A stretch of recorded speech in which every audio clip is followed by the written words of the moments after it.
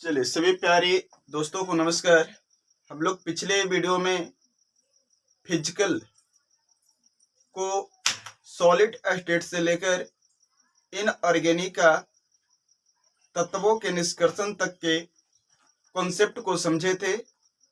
आज के इस वीडियो में हम लोग इनऑर्गेनिक का पार्ट कवर करेंगे, तो मेरे साथ इस वीडियो के लास्ट तक बने रहिए। देखेंगे सबसे पहले हम पी ब्लॉक एलिमेंट्स के बारे में। तो सबसे पहले आपको बता देना चाहूं कि आपको 1 से 30 तक तत्वों को परमाणु संख्या, परमाणु भार तो याद रखना होगा। दूसरे टर्म में आता है जो एस ब्लॉक है, पी ब्लॉक है, डी ब्लॉक है, एफ ब्लॉक है। एक ग्रुप वाइज आपको याद रखना होगा। जैसा कि आपको पता है, पहला वर्ग आता है आपका हलीना करे रब से फरियाद। दूसरा वर्ग है आपका बेटा मांगे कर स्कूटर बाप राजी।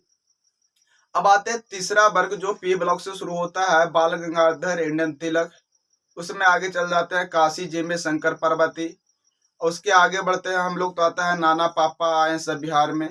उसके बाद आगे चल जाते हैं तो आगे आता है वो स्टाइल से टी शर्ट पहनो। फिर आपका है first class brother Indian army. फिर आपका आता है helium neon argon krypton xenon और रेडॉन, जिसको बोलते हैं हेलेना हेना या हलेना। आपका क्या बन जाएगा, हेने आकर जा रहे या हेलियम नियॉन आकर 0 रन पे आउट।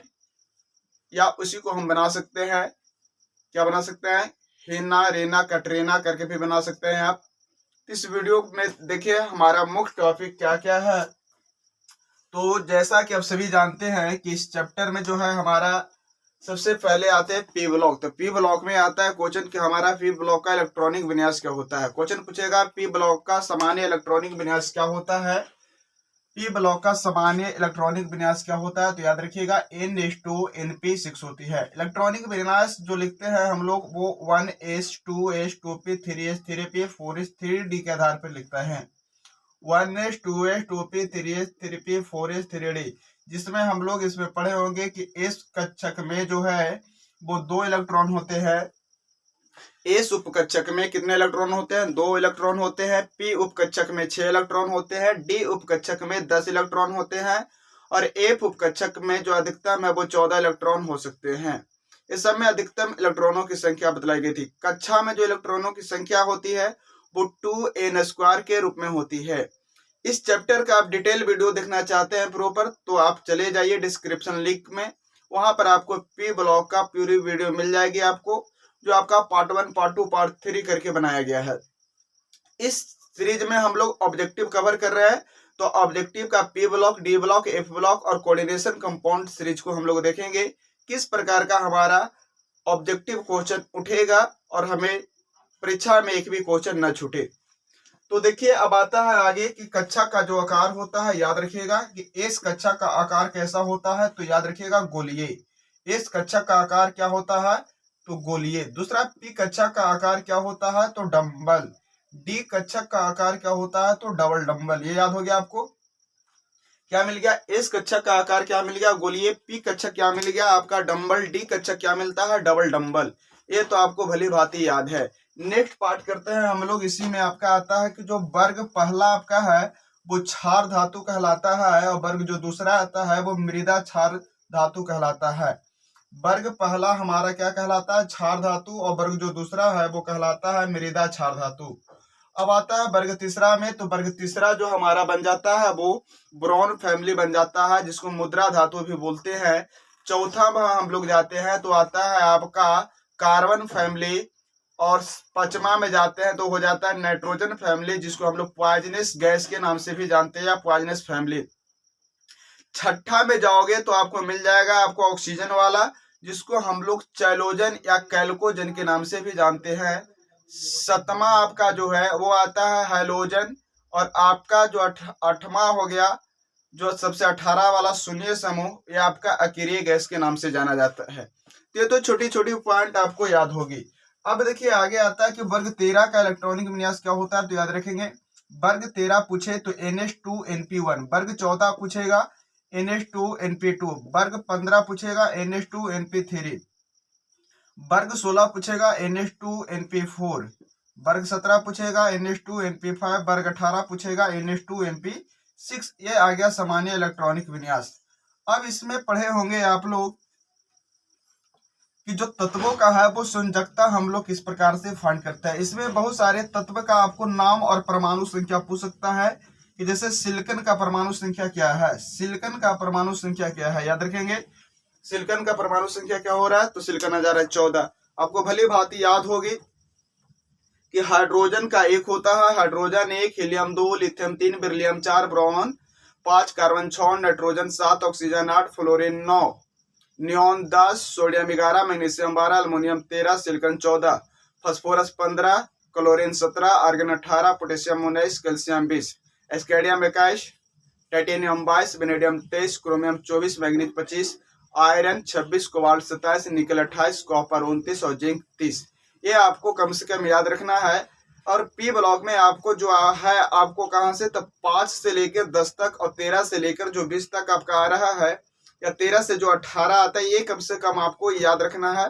जैसे पूछ देगा आपको कि सिलिकॉन का संयोजकता क्या होता है, तो इसमें आपको याद रखना संयोजकता वाले टर्म में कि जो ग्रुप हम लोग रखते हैं, ग्रुप का जो संयोजकता होगा कि वर्ग अगर आपका पी ब्लॉक में जो वर्ग अगर 13 है, वर्ग 14 है, वर्ग 15 है, वर्ग 16 है, वर्ग 17 है, वर्ग 18 है, तो यहाँ से ही पता चल जाता है कि इसका जो वैलेंसी है वर्ग 13 का 3 है, वर्ग 14 का 4 है, वर्ग 15 का 3 है, वर्ग 16 का 2 है, वर्ग 17 का 1 है, वर्ग 18 का जो वैलेंसी है वो 0 मिल जाता है। यहाँ से ही पता चल जाता है।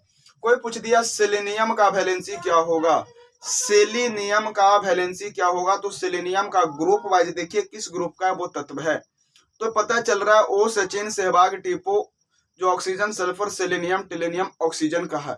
ऑक्सीजन का ग्रुप आप देखोगे तो ऑक्सीजन 16 वाले ग्रुप में है, और 16 वाले जब ग्रुप में है तो ऑक्सीजन का वैलेंसी 2 है, तो सेलेनियम का जो भी वैलेंसी होगा वो 2 होगा। अब याद रखेंगे एफ फाइंड कैसे होता है, तो ये आपका आ रहा है वैलेंस इलेक्ट्रॉन पे डिपेंड करता है। अगर वैलेंस इलेक्ट्रॉन 1 होते हैं तो वैलेंसी 1 होते हैं। यदि बाह्यतम कक्षा में इलेक्ट्रॉनों की संख्या 1 होती है, तो याद रखेंगे यदि बाह्यतम कक्षा में इलेक्ट्रॉनों की संख्या 1 होती है तो संयोजकता 1 होगी। यदि बाह्यतम कक्षा में इलेक्ट्रॉनों की संख्या 2 होती है तो संयोजकता 2 होगी। यदि बाह्यतम कक्षा में इलेक्ट्रॉनों की संख्या 3 होती है तो संयोजकता भी 3 होगी। यदि बाह्यतम कक्षा में इलेक्ट्रॉनों की संख्या 4 होती है तो संयोजकता भी 4 होगी। यदि बाह्यतम कक्षा में 5 इलेक्ट्रॉन है तब संयोजकता जो है वो 3 हो जाएगी। यदि बाह्यतम कक्षा में 6 इलेक्ट्रॉन है तो संयोजकता 2 होगी।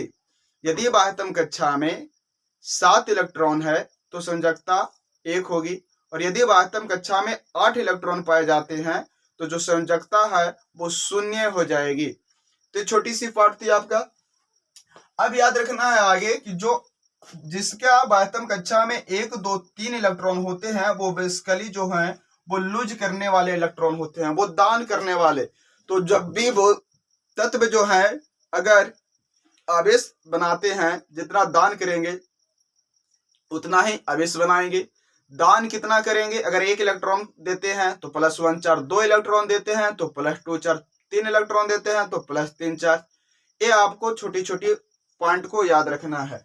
4 वाला देने वाला भी है, लेने वाला भी है। 5 6 7 8, 5 6 7 ये लेने वाला हो गया।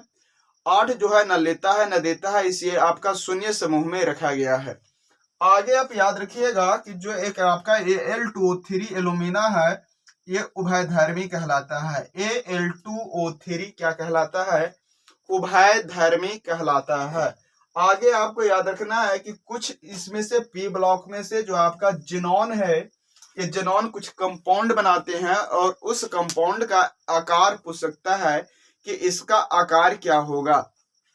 ये आपके परीक्षा के ख्याल से बहुत ही इंपॉर्टेंट टर्म है कि 1 से EF2 का जो आकार है वो क्या होगा, रैखिक। 1 से EF4 जिनॉन टेट्राफ्लोराइड जो आपका बन रहा है, इसमें एक जिनॉन डाइफ्लोराइड है, इसका याद रखिएगा डाई में रेखीय बना है, टेट्रा में कोणीय बन गया। अगर 1 से EF2 जो है ये तो आ गया रैखिक, 1 से EOF4 बनाता है तो ये स्क्वायर बाय पिरामिडल हो जाएगा, वर्ग पिरामिडल बोलते हैं। ClO4 का जो आकार है वो टेट्राहेड्रल होगा। अब याद रखिएगा क्वेश्चन पूछेगा निम्न में कौन एकल परमाणविक है, तो एकल परमाणविक है जैसे हाइड्रोजन को हम लोग H2 के रूप में लिखते हैं, ऑक्सीजन को O2 के रूप में लिखते हैं, तो यही देखना कि किसमें फास्फोरस को P4 के रूप में लिखते हैं, सल्फर को S8 के रूप में लिखते हैं, तो हाइड्रोजन H2 है तो ये द्विपरमाणविक हो गया, फास्फोरस P4 है तो ये चतुर्थ परमाणविक हो गया, सल्फर S8 है तो ये 8 परमाणविक हो गया। तो एकल परमाणविक जो सबसे ज्यादा मिलेगा वो है आपका इनर्ट गैस H, अकेरिय गैस। अब तत्व क्या क्या है आपको याद होगा भली भांति, हाइड्रोजन आपका क्या आ रहा है द्विपरमाणविक, अकेरिय गैस में आ जा रहा है helium, neon, argon, krypton, xenon, radon, ये सब कैसा तत्व हो गए, एकल परमाणविक तत्व कहलाते हैं। याद रखेंगे अकेरिय गैस जो आपका है helium neon, argon, krypton, xenon, radon क्या कहलाते हैं, एकल परमाणविक कहलाते हैं। अगला बात आपको याद रखना है कि अकेरिय गैस को शून्य समूह में रखा गया है। क्वेश्चन पूछेगा अकेरिय गैस को किस समूह में रखा गया है, तो शून्य समूह या शून्य वर्ग में रखा गया है। वर्ग नंबर 18 भी ऐसे देगा।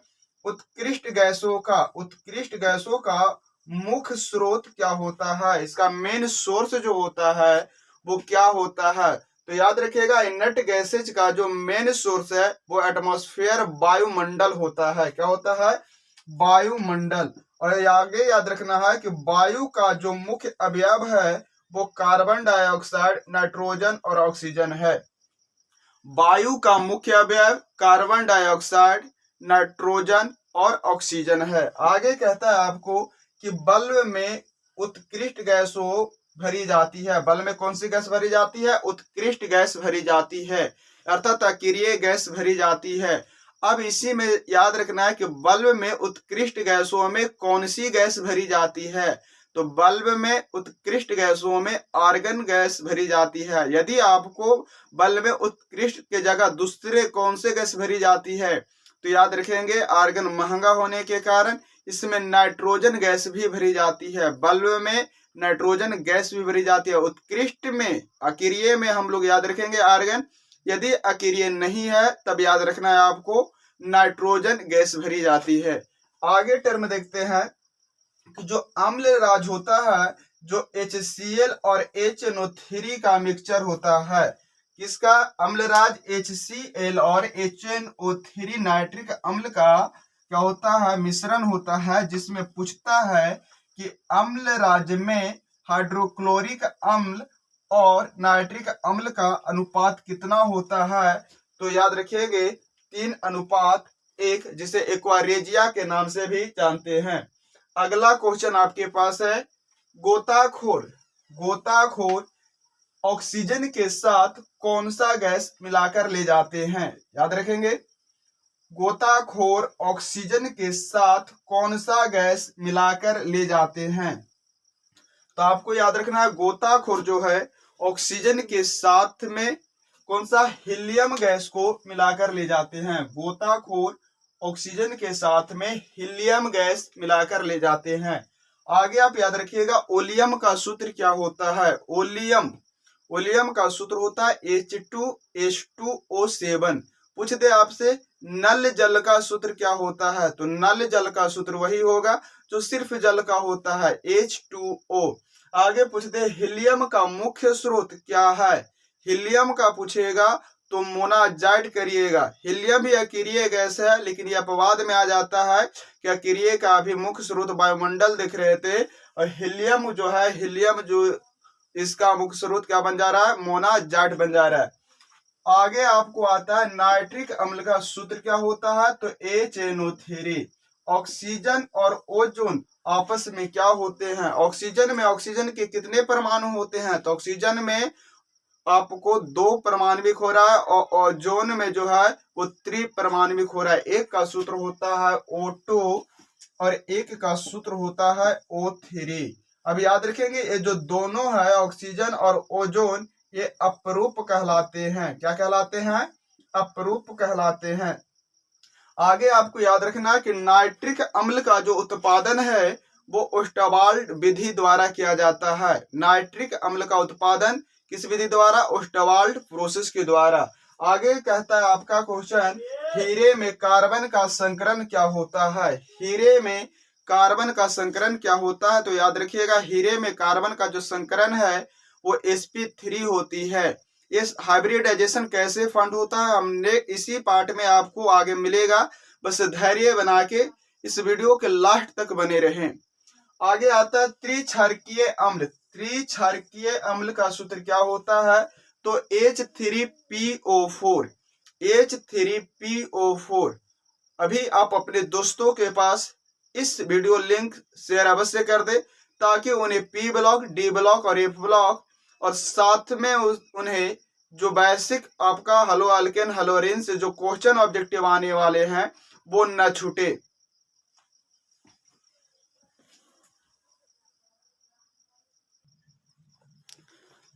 देखिए, अब अगला आपका है डी एंड एफ ब्लॉक। अब कहता है डी एंड एफ ब्लॉक आपका पढ़े होंगे कि डी ब्लॉक तत्व को संक्रमण तत्व भी कहा जाता है, क्योंकि यह एस ब्लॉक और पी ब्लॉक के बीच में होता है, जिसमें आपको मिलता है कि एफ ब्लॉक जो है आपका अंतः संक्रमण तत्व भी कहलाता है। एफ ब्लॉक के तत्व को अंतः संक्रमण तत्व भी कहते हैं और डी ब्लॉक के तत्व को संक्रमण तत्व कहा जाता है। अब आते हैं, जानिए पॉइंट नंबर फर्स्ट कहता है कि डी ब्लॉक का जो इलेक्ट्रॉनिक विन्यास है वो क्या होता है? तो n2 np6 n-1 d12 10 होती है।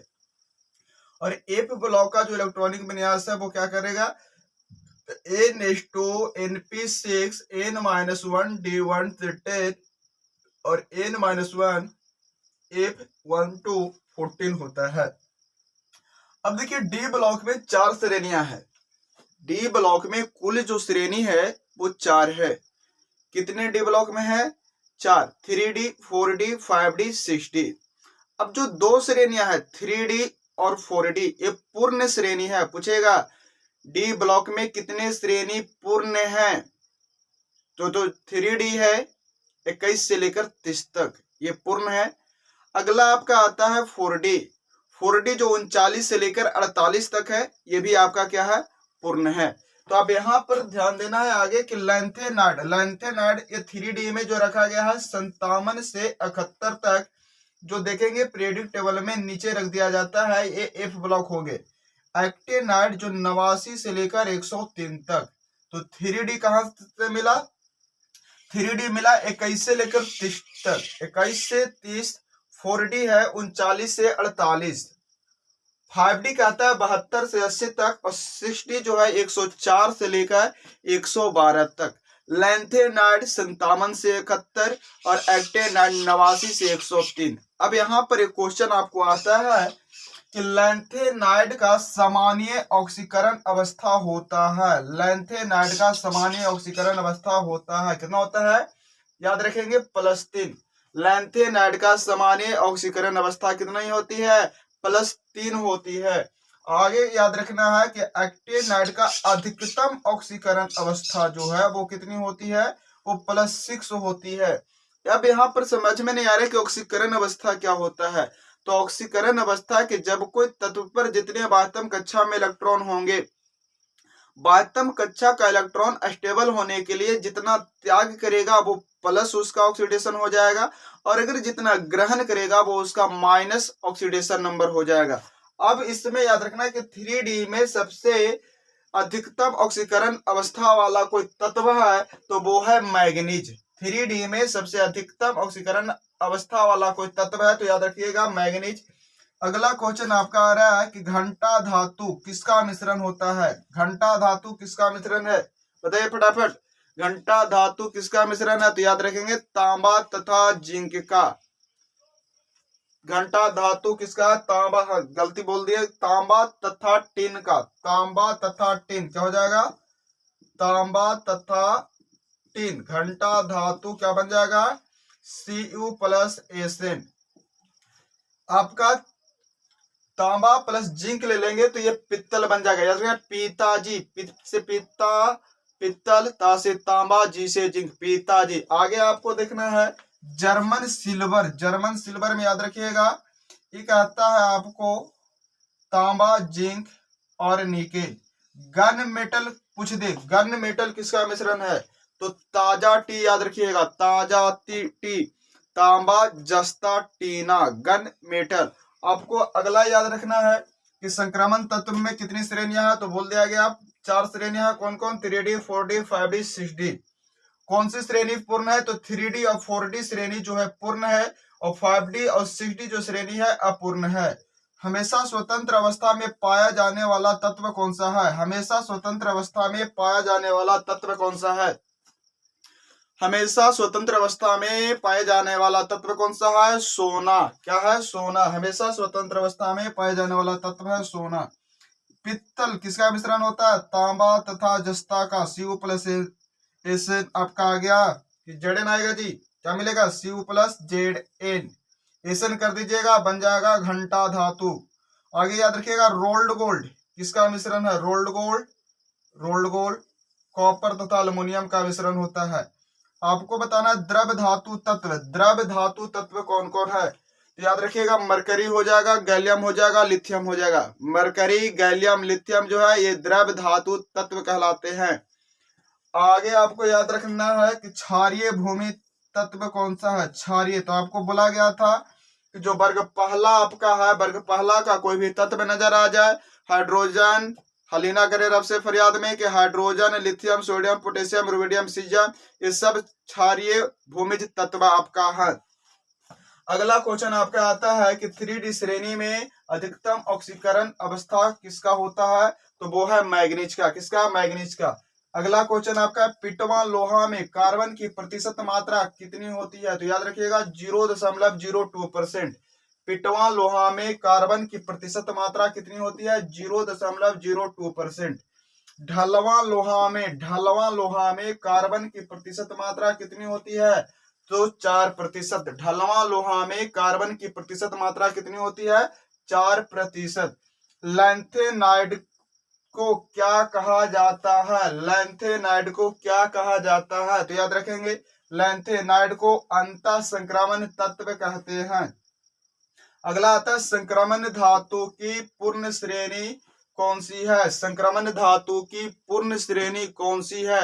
तो याद रखना है आपको 3D और 4D जो श्रेणी है ये पूर्ण होती है। 21 से लेकर 30 तक और 39 से लेकर 48 तक के जो तत्व हैं वो क्या होते हैं? पूर्ण होते हैं। द्रव धातु तत्व में क्या मिल गया आपका? Mercury, gallium, lithium. वर्ग 3 से 11 तक के तत्व क्या प्रदर्शित करते हैं? पूछ देगा। वर्ग 3 से लेकर, वर्ग 3 कौन सा आ रहा है? वर्ग 3 ब्रॉन्ज से लेकर आपका जो मिल जाएगा वर्ग 3 कौन सा आ रहा है आपको? तो आपका वर्ग 3 से वर्ग 11 तक का जो तत्व है वो परिवर्तनशील संयोजकता रखते हैं। वर्ग 3 कौन सा जाता है? डी ब्लॉक का जो तत्व है, जो 3B, 4B, 5B, 6B में जा रहा है, ये क्या कर रहा है? परिवर्तनशील। डी उपकक्षक में याद रखिएगा क्वेश्चन पूछेगा वहां पर कि कंपाउंड बना करके कि कौन से यौगिक रंगीन है। तो यहाँ पर ध्यान रखिएगा कि अगर मेटल डी ब्लॉक का एलिमेंट है, डी ब्लॉक के तत्वों का इलेक्ट्रॉनिक विन्यास निकाल लीजिएगा और देखिएगा कि डी उपकक्षक में कितने इलेक्ट्रॉन है। यदि डी उपकक्षक में एक भी इलेक्ट्रॉन नहीं जाता है तो वो क्या हो जाएगा?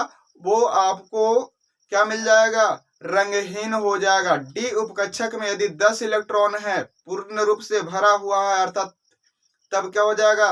तब कंपाउंड रंगहीन होगा, कलरलेस। यदि डी उपकक्षक में डी ऑर्बिटल में D1 से लेकर D9 तक के इलेक्ट्रॉन मिलते हैं तो अयुग्मित कहलाते हैं, अनपेयर कहलाते हैं, और अनपेयर प्रेजेंस होता है तब ये जो कंपाउंड है वो कलर निर्माण हो जाता है, रंगीन यौगिक का निर्माण कर देंगे। अब देखते हैं हम लोग ऑर्गेनिक केमिस्ट्री। ये हम लोग फिजिकल कवर कर लिए।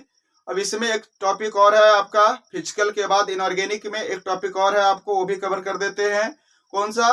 कोऑर्डिनेशन कंपाउंड, जटिल यौगिक।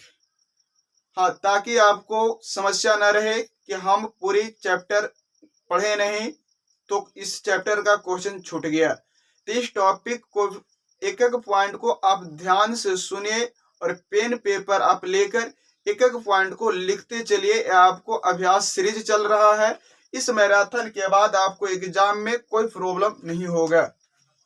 अब देखते हैं हम लोग कौन सा? Coordination compound.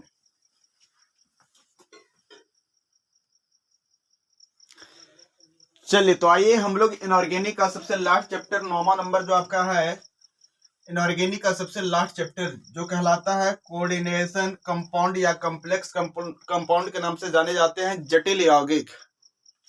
क्या मिल रहा है? जटिल यौगिक। अब इसमें होता है क्या, इसमें बेसिकली आपका होता है एक डबल साल्ट है, एक कॉम्प्लेक्स कंपाउंड है, एक है जटिल एक है द्विक। द्विक क्या कह रहा है कि वैसे योगात्मक यौगिक है जो दो या दो से अधिक सरल लवणों से मिलकर बना है, लेकिन जल में अगर उसे घोल देते हैं तो उसके जो अणु है वो टूट टूट कर अलग हो जाएंगे। उसे हम लोग बोलते हैं डबल साल्ट, द्विक लवण। और द्विक लवण में दो एग्जाम्पल आप याद रखिएगा, एक मोहर लवण का और दूसरा आपका है पोटासियम का। एक मोहर लवण, दूसरा है पोटासियम। अब कहता है पोटासियम क्या है, ये जो फिटकिरी का आप नाम सुने हैं इसी को बोलते हैं पोटासियम। क्या फॉर्मूला होता है? K2SO4 Al2SO4 का होल ट्वाइस इनटू क्या बन जा रहा है, K2SO4 इंटू Al2SO4 का होल थ्राइस इंटू 24H2O। दूसरा आता है मोहर लवण जिसको याद रखिएगा FeSO4 NH4 का whole twice SO4 into 7H2O। याद रखिएगा कि मोहर लवण में फेरस सल्फेट तो ले रहे हैं, फेरस सल्फेट 2 बाल्टी अमोनियम के साथ में, ठीक है, सल्फेट और 7 बाल्टी जल ले ले हैं। पोटासियम में पोटेशियम सल्फेट और अल्मोनियम सल्फेट के साथ में 24 बाल्टी जल ले ले हैं, तो पोटास बन गया। अब देखिए आगे आता है कि पोटास एलम का जलीय विलयन विद्युत का क्या होता है, उदासीन होता है। पोटास एलम का जलीय विलयन क्या होता है, विद्युत का उदासीन होता है। ये तो आप समझ गए। फिर कहता है वैसा योगात्मक यौगिक जो दो या दो से अधिक सरल लवणों से मिलकर बना होता है, लेकिन जल में घुलने पर वो उसके अणु जो है वो विभक्त नहीं होते हैं, नहीं टूटते हैं, वो कहलाता है, क्या कहलाता है? कॉम्प्लेक्स कंपाउंड, जटिल यौगिक कहलाते हैं। तब यहां पर समझना है कि जटिल यौगिक में जैसे एग्जांपल आपका आ गया, देखिए K4FeCN6 इस प्रकार का आपको मिलेंगे, तो ये हो गया जटिल यौगिक। तो मेरे प्यारे बच्चों, आप अपने फ्रेंड के साथ में इस YouTube के लिंक को शेयर अवश्य करें ताकि उनको भी केमिस्ट्री का फायदा मिले। इतने काम तो आप मेरे लिए कर सकते हैं।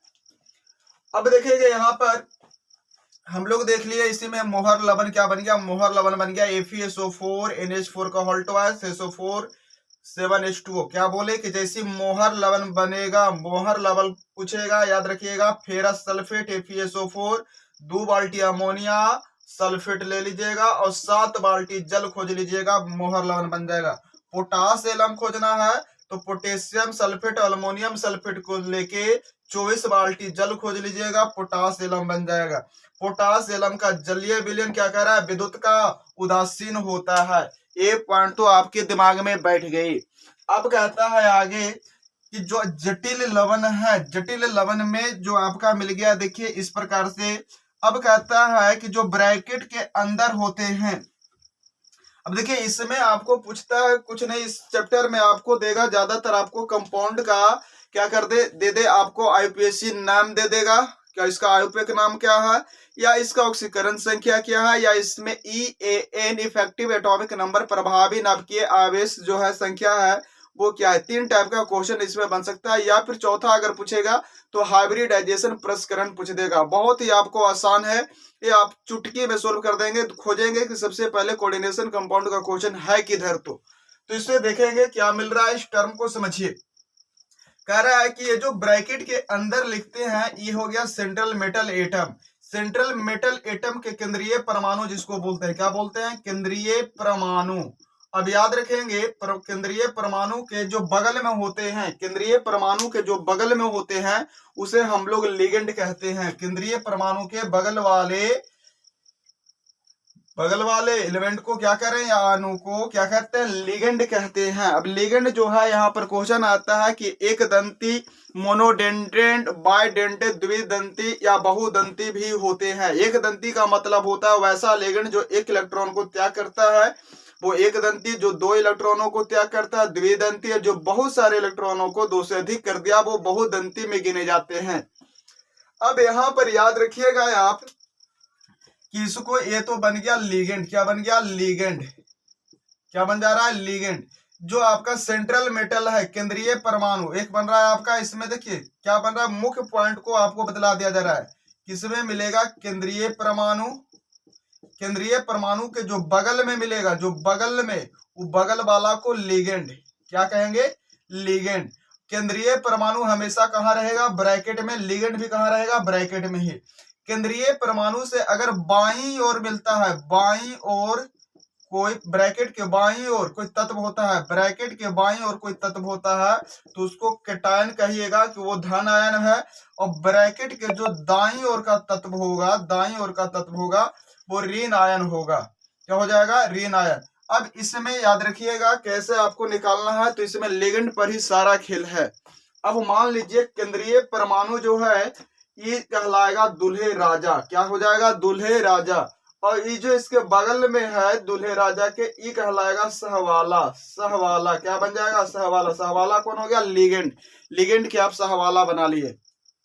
अब कहता है कि जो इधर बाईं और इधर है, ये आपका ब्रैकेट के, वो क्या बन जाएगा, पॉजिटिव।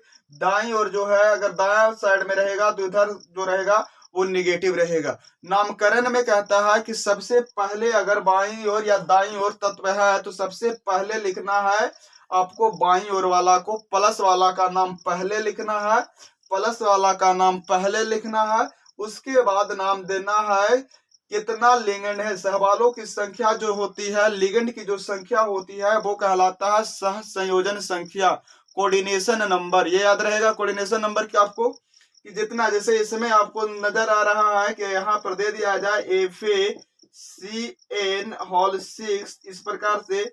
देखिए ये बन गया दूल्हा, ये दूल्हा के बगल में सहवाला, सहवाला क्या होगा, 6 गो, 7 संयोजन संख्या 6 हो गए।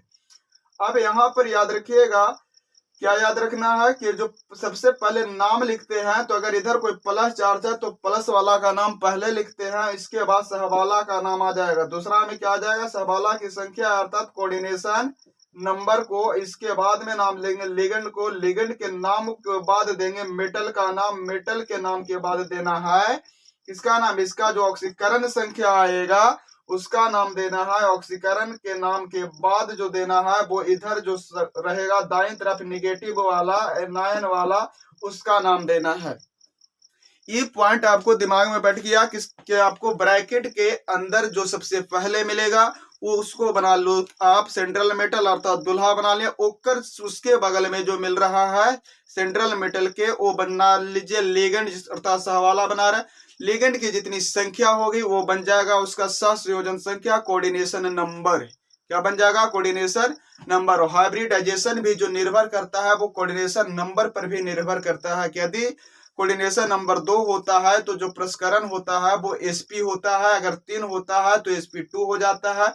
यदि कोऑर्डिनेशन नंबर 4 होते हैं तो प्रसकरण जो है वो क्या बन जाता है, sp3। अगर 5 आते हैं तो sp3 आपका d आ जाता है। 6 में sp3 d2 हो जाता है, या फिर d2 sp3 भी होते हैं। 7 में आपको आ जाता है, क्या आ जाएगा, sp3d sp2d3 बन जाएगा। तो ये आपका आ गया हाइब्रिडाइजेशन। इसे हम टर्म में देख लेते हैं किस प्रकार ये बनेगा जी। अब याद रखिएगा जो मेटल है, मेटल की जो बात आ रहा है, दूल्हे की जो बात आ रहा है, उसमें जो है आपका सिल्वर हो सकता है, आपको सोना हो सकता है, टाइटेनियम हो सकता है, कॉपर हो सकता है, जिंक हो सकता है, कार्बोनिल हो सकता है, कोबाल्ट हो सकता है, निकल हो सकता है, लोहा हो सकता है, आपका ये टर्म आ गया। अब इसमें देखिए मजे की बात यहाँ पर है कि अब किसको पास कितने सहवाला हैं, सहवाला के मतलब कितने उसके दोस्त सहवाला बन रहे हैं। अब यहां पर उसे निकाल लीजिए कि अब देखिए यदि कहता है कि आपके पास सिल्वर है, क्या है, सिल्वर। याद रखिएगा सिल्वर है तो सिल्वर को जो लिगेंड हो गए इसके बगल में उसकी संख्या 2 हो गई, लिगेंड की संख्या 2 रहेगा। यदि आपका सोना है तो इसके बगल में भी लिगेंड जो रहेगा वो 2 ही होगा। यदि टाइटेनियम है तो इसके बगल में जो लिगेंड में कोऑर्डिनेशन जो होगा वो भी 2 रहेगा। यदि कॉपर प्लस के रूप में है तो इसमें भी जो है लिगेंड का जो कोऑर्डिनेशन है वो 2 या 4 के रूप में हो सकता है। यदि जिंक 2 प्लस के रूप में आता है तो इसका भी जो लिगेंड का कोऑर्डिनेशन है वो 4 के रूप में होंगे। यदि आपको कोबाल्ट आता है तो ये 4 और 6 के रूप में इसका लिगेंड का संख्या होगा। यदि निकेल दे रखा है सेंट्रल मेटल में तो जो आपका कोऑर्डिनेशन मिलेगा लिगेंड का वो 4 से 6 मिलेगा। कोबाल्ट और निकेल में 4 से 6 मिलेंगे। यदि आयरन देता है तो जो लिगेंड की संख्या है 2 प्लस वाले कंडीशन में भी 6 होंगे और 3 प्लस वाले कंडीशन में भी लिगेंड की संख्या 6 होंगे। अर्थात कोऑर्डिनेशन इस जो है यहाँ से आपको क्लियर हो जा रहा है। अब जो लिगेंड है, लिगेंड में से हवाला आप कुछ ऐसे भी जाते हैं बारात में जो देखते हैं एकदम शांत स्वभाव से होते हैं, कोई छेड़छाड़ नहीं करेंगे, आराम से बैठ गए, उनको बोल दिया उदासीन। कुछ इधर उधर घूमने लगते हैं और कुछ तो ज्यादा उथल पुथल मचा देते हैं भाई। क्या करते हैं तो कुछ उदासीन, उदासीन लिगेंड में याद रखिएगा जैसे है H2O, H2O का नाम है एक्वा। NH3 को एमीन CO मिलेगा, COO देखिएगा, अगर दोनों C और O दोनों सेम साइज में है तो इसको कार्बोनिल लीजिएगा। ये सब उदासीन है, इस पे चार्ज जो होगा वो 0 होगा। NO पर क्या हो जाएगा, NO नाइट्रोसिल, CH3NH2 इसको मिथाइल एमीन, C2H5N पाइरिडेन। अब कहते हैं एनायन में बतलाइए जिस पर निगेटिव चार्ज होते हैं। अब जो है इधर उधर कुछ लोग हुल्की मारने भी चल जाते हैं बारात में, उसी को बोल रहे हैं, आप क्या बोल रहे हैं, एनायन। जैसे में फ्लोरीन, क्लोरीन, ब्रोमीन, आयोडीन आपको मिल जाएगा। दूसरा है HO जिसका नाम है हाइड्रोक्सो। अगला है CN जो है साइनो, इस पर भी निगेटिव चार्ज आएंगे। आपका अगर O2 है ऑक्सीजन आपका तो इस पर भी आपको आ जाएगा ऑक्सो जो है आपका। NO2 मिलता है नाइट्रो, आपको धन आयन में आपको मिलेगा NO plus nitronium. NO2 plus आपको आ रहा है तो नाइट्रोनियम होगा, NO होगा नाइट्रोसियम हो जाएगा। यदि Br मिलता है तो ब्रोमियम हो जाएगा। याद रखेंगे Br प्लस के रूप में है ब्रोमियम, NO2 प्लस में है नाइट्रोनियम, NO प्लस है तो नाइट्रोसियम।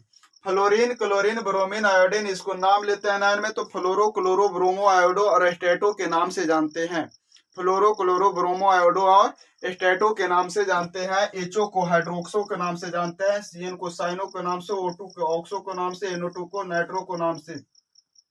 आगे कहता है कि EAN क्या होता है। EAN का मतलब है इफेक्टिव एटॉमिक नंबर, जिसको बोलते हैं प्रभावी नाभिकीय संख्या। ये जो कहता है कि EAN बराबर याद रखिएगा Z minus x plus 2N होता है। क्या होता है, Z माइनस एक्स प्लस में 2N होता है। Z क्या होता है, जो केंद्रीय परमाणु होगा उसका परमाणु संख्या हो जाएगा। Z क्या होगा, केंद्रीय परमाणु का परमाणु संख्या। X जो होगा केंद्रीय परमाणु का ऑक्सीडेशन नंबर होगा और N जो है लिगेंड का जो सहसंयोजन संख्या आ रहा है कि कितने सहवालों की संख्या है वो बतलाएगा। आगे कहता है कि यदि EN आप डायरेक्ट निकालना चाहते हैं तो इसके लिए भी देखना है कि केंद्रीय परमाणु किस ब्लॉक के हैं। ये ज्यादातर आप देखिए जो आपको मिला है silver AUTI CU ZN CO NI Fe ये आपको D ब्लॉक के ही तत्व हैं। अब कहते हैं कि यदि D ब्लॉक में याद रखिएगा, यदि D ब्लॉक में तत्व 3D के अगर मिल जाए, 3D में कौन कौन है, सेंट्रल मेटल एटम में दूल्हे में स्कैडियम हो, टाइटेनियम हो, वेनेडियम हो, क्रोमियम हो, मैग्नीज हो, आयरन हो, कोबाल्ट हो, निकेल हो, कॉपर हो, जिंक हो। अगर 3D में कोई भी आपको मिल जाए सेंट्रल मेटल ब्रैकेट के अंदर पहला तत्व अगर आपको कौन कौन सा scandium, titanium, vanadium, chromium, manganese, iron, cobalt, nickel, copper, zinc कुछ भी मिल जाए तो EAN जो है इफेक्टिव एटॉमिक नंबर वो कितना हो जाएगा, तो याद रखिएगा वो 36 होगा जो क्रिप्टन के बराबर होगा। यदि 4D सीरीज में मिल जाता है यूटेरियम, जर्कोनियम, नोबोडियम, मोलिब्डेनियम, टेक्नीशियम, रुथनियम, रोडेनियम, प्लेडियम, सिल्वर और कैडमियम जैसे अगर मिल जाते हैं तो याद रखिएगा ये जो आपका है ये 54 इसका EAN नंबर मिलेगा। अगर ये चला जाता है 5D में, कहां चला जाता है, ये 5D में चला जाता है। जैसे 5D में क्या है आपका, हफनियम है, टेंटेनियम है, टंगस्टन है, रेहेनियम है, ऑस्मियम है, रेडियम है, प्लेटिनम है, गोल्ड है और मरकरी है। अगर ये मिल जाता है तो याद रखिएगा इसका जो आपका है EAN नंबर ये 86 हो जाएगा। अब इसको हम देख लेते हैं, इस पर एग्जाम्पल वर्कआउट देख लेते हैं तो आपको क्लियर हो जाएगा।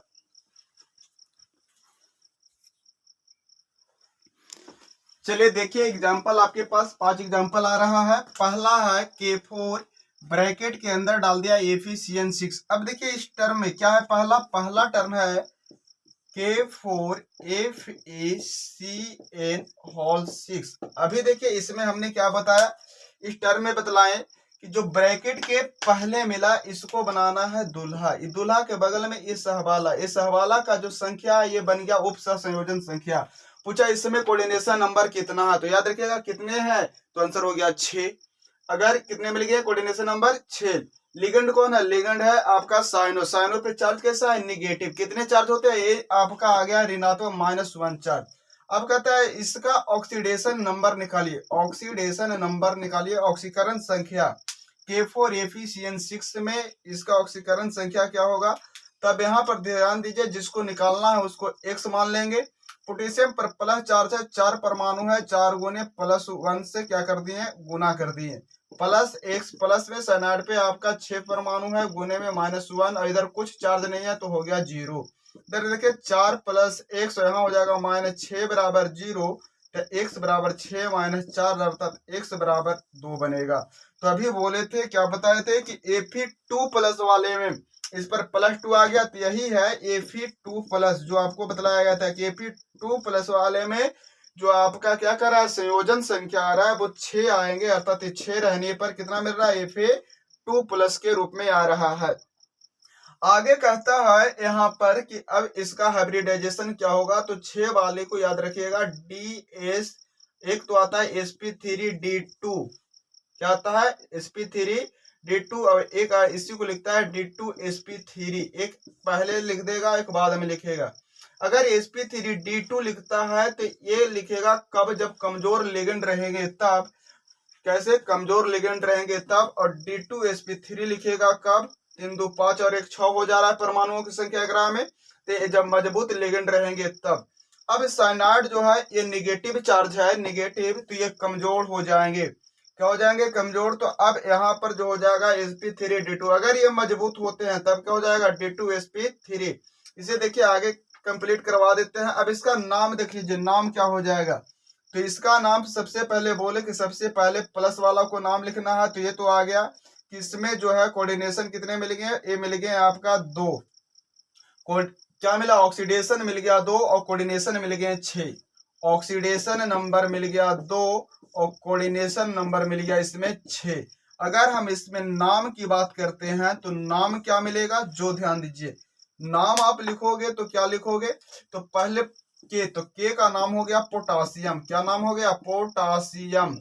तो पोटासियम हो गया। अब इसके बाद बोले थे किसका नाम लिखना है, लिगेंड के संख्या देना है, तो कितने 6, तो हेक्सा। और सीएन का नाम हो गया साइनो, और एफी का नाम हो गया फेरट। और जितना आपको ऑक्सीडेशन आएगा उसको रोमन में डाल देना है, फेरट 2 हो गया।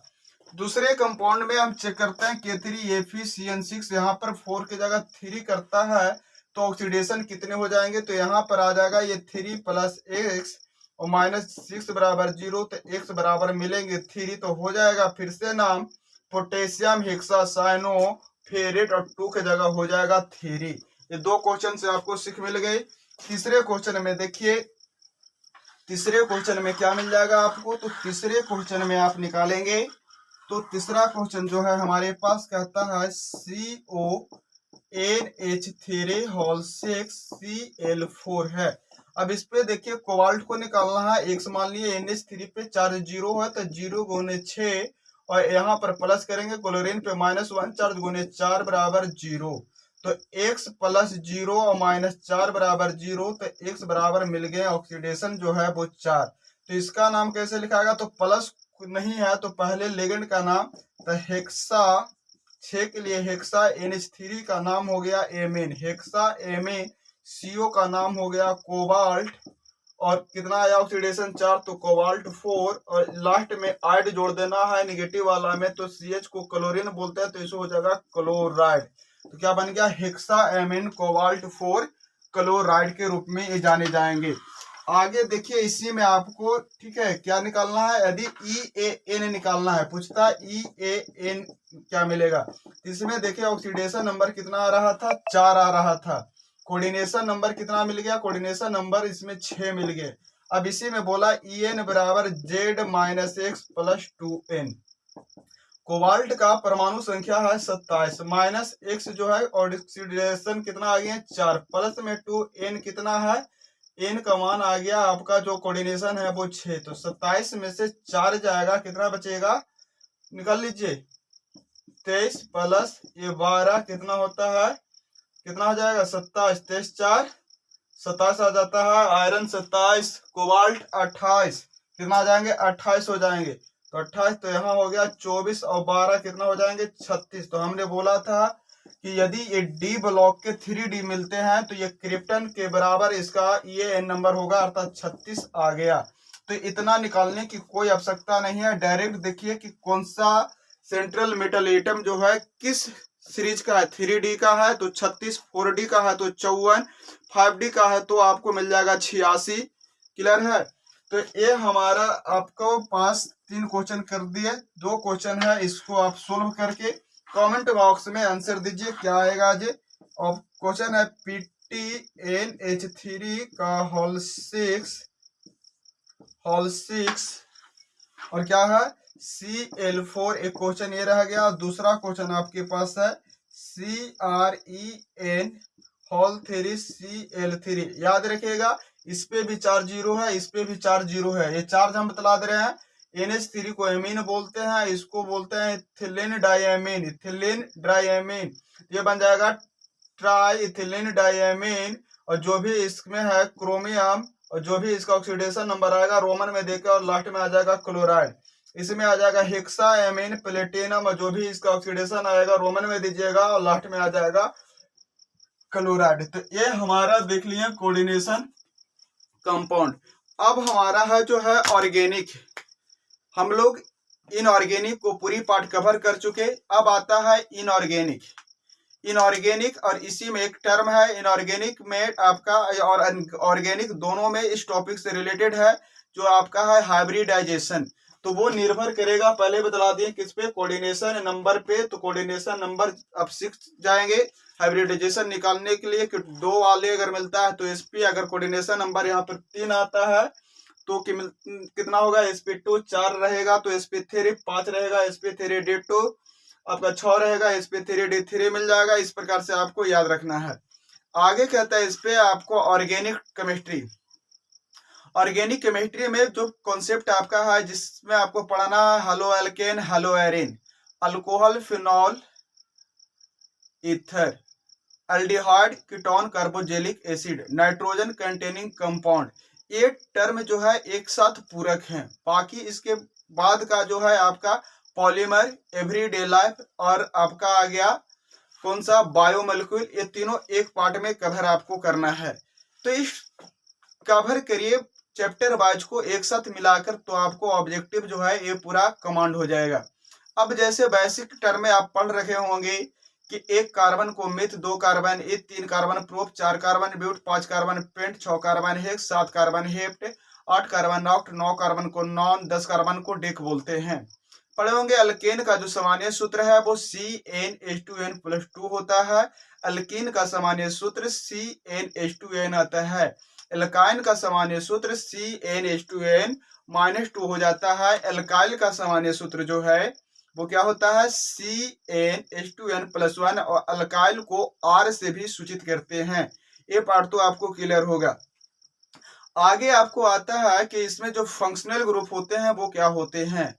तो आप देखे होंगे कि अल्केन में जो है कार्बन कार्बन के बीच में जो है श्रृंखलन होता है, जो चैन बनती है वो कैसे होती है, वो सिंगल बॉन्ड में होती है।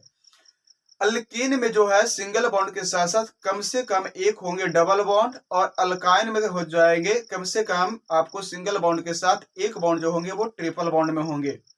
अब इसी में आपको आगे आता है कि अल्कोहल, फिनॉल जो है इसका क्रियाशील मूलक क्या होता है।